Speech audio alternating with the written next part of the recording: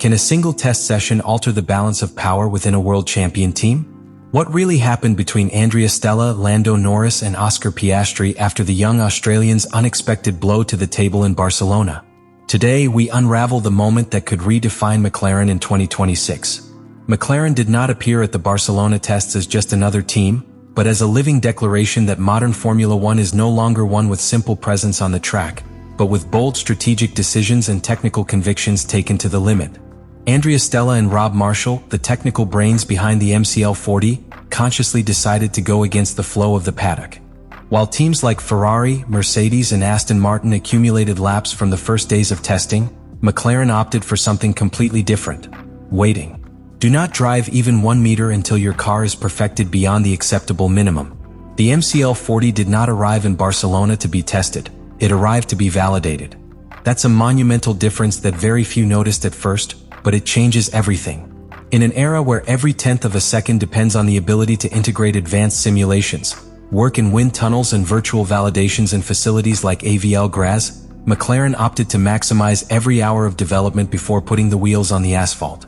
There were no production errors, no logistical delays. There was, however, a firm decision: we prefer to arrive a day late, but with a faster car. The team delayed its track debut until the third day of testing, when they already had an almost definitive image of the car's behavior thanks to the prediction work in their virtual environments.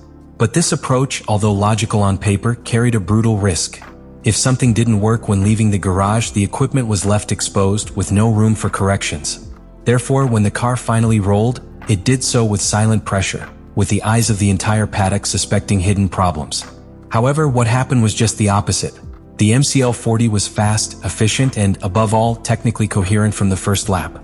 This bet by Stella and Marshall goes beyond the technical. It's philosophical. It's a way of declaring that McLaren is no longer simply looking to compete, seeks to dominate, and it intends to do it not with volume of work, but with surgical precision.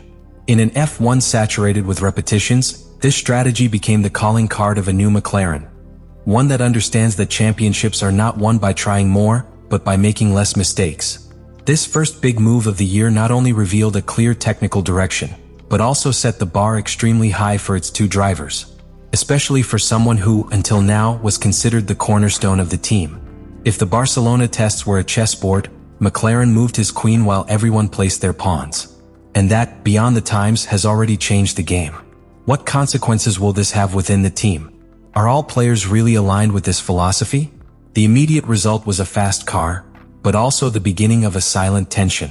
One that is not in the telemetry data, but that is perceived in every conversation behind the motorhome. On Thursday, January 29th, Oscar Piastri not only got on the MCL40 to complete his first preseason shift. That day, without anyone knowing it yet, the first chapter of a completely unexpected narrative within McLaren was being written. What seemed like just another day within the test program at the Circuit de Barcelona Catalunya became a silent but forceful display of control, maturity, and technical precision by the young Australian. A wordless message addressed not only to his engineers, but to Lando Norris himself and the leadership of Andrea Stella. Piastri ran just 48 laps. A low mileage by any standard in Formula One, especially in a testing context where data accumulation and systems validation are usually the priority. But it was exactly in that limitation where the strength of his journey emerged. Because those 48 laps, completed before a fuel system failure forced the car to be dismantled and the day to end prematurely, were enough to leave an indelible mark. It was literally less time to prove much more. The final lap time recorded by Piastri, 1 minute and 18.419 seconds, not only placed him fourth on the unofficial leaderboard for the day. What struck McLaren was that this mark was 0.3 faster than the best lap that Lando Norris had achieved the previous day, with 77 laps completed. The difference in fuel load, weather conditions, or test programs between the 2 days could offer some scope for context. But what was undeniable was the general perception within the box. In less time, with technical pressure due to an imminent failure, and without prior filming, Piastri managed to go faster. And it wasn't just a matter of raw speed. What really caused a change of tone in the hallways of the motorhome was the level of technical feedback that Oscar provided after getting out of the car. The engineers who worked with him that day described his analytical skills as millimeter. Instead of just reporting general sensations, Piastri detailed how certain aerodynamic settings specifically affected the car's behavior in mid-corners, how the load on the front axle varied with passage through Sector 3, and what minimal adjustments to the suspension geometry could improve the transition between corner entry and exit. It wasn't just someone adapting to the car, it was someone understanding it from the inside. Mark Temple, technical director of performance, publicly acknowledged that the clarity of Piastri's analysis forced the team to re-evaluate the importance of mileage versus input quality.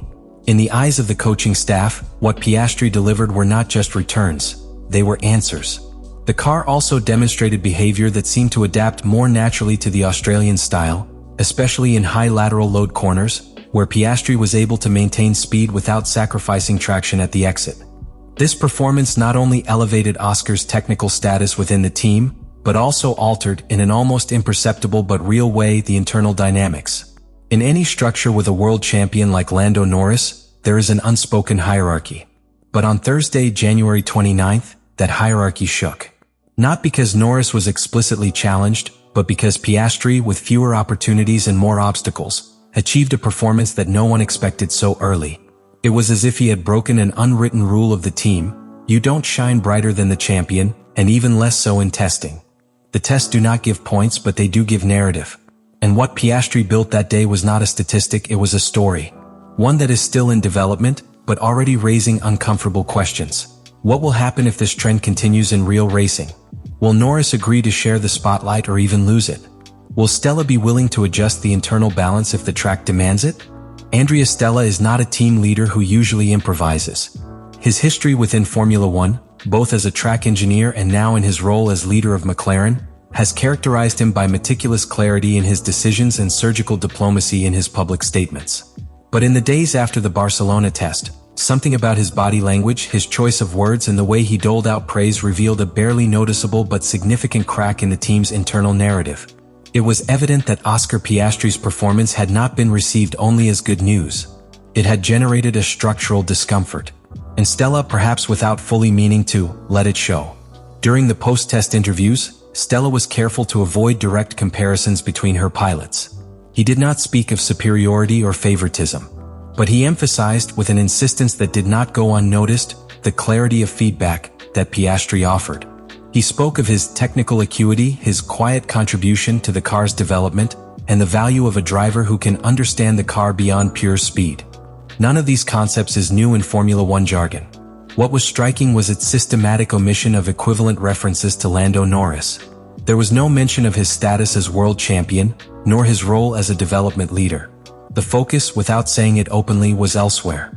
And this is where it becomes evident that McLaren is no longer the same team emotionally focused on one figure. Andrea Stella, Rob Marshall, and the entire technical department are demonstrating with actions, not words, that what interests them is who takes them further, faster. That the car, no matter how aggressive it may be in its design, must be understood and exploited by those who understand it best. And that, at this specific moment, seems to have a first and last name. This does not mean that Lando Norris has lost his place, nor that McLaren is radically turning towards Piastri. But it does mean that the structure is becoming more fluid, more demanding, more oriented towards objective results than emotional narratives. And that redefines everything. A new era at McLaren does not only imply a new hierarchy of drivers. It implies a new way of operating. Colder, more rational, more focused on technical adaptation and internal versatility. In this model, the youngest driver is not just a promise. He is an active piece of the present. And the champion, while still an invaluable asset, is no longer guaranteed the project's center of gravity. If Piastri continues with this line of performance, if the MCL40 continues to speak better to him than to Norris, the 2026 season could not only redefine the fight for the title, but also the internal history of one of the most emblematic teams in Formula One. What was experienced in Barcelona was a subtle warning. But in this sport, the smallest signals often anticipate the biggest revolutions. Let me know in the comments what you think about all this.